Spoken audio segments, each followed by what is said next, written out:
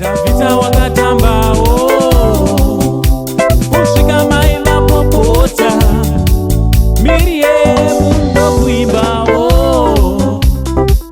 nenindoi Streets me social media Sandra ari pama-1 anditi Sandra Ndebele ari pama-1. Why? Because of this post, right? Sandra she wrote this post. She writes out she's celebrating 20 years ari muindustry, but vanhu vazhinji kana kuti mafans mazhinji ndingati havana kuzvifarira nekuti vari kuti zvoni Sandra iwewe wakapedza kuita zvekuentertaina vanhu kare kare, takatokangana nezveentertainment dzako.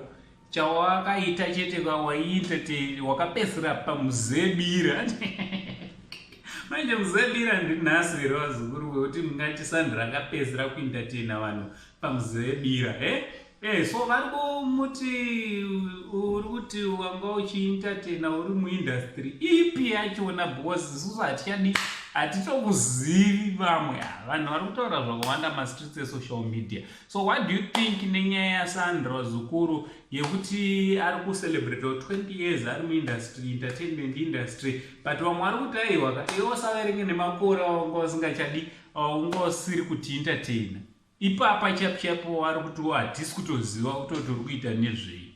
So vamwewo ndo vari kuti zvoni chawakangogona kudzoka uchingotiratidza body yakatransforma ane zvimandevere but otherwise kuentertaina chaivo.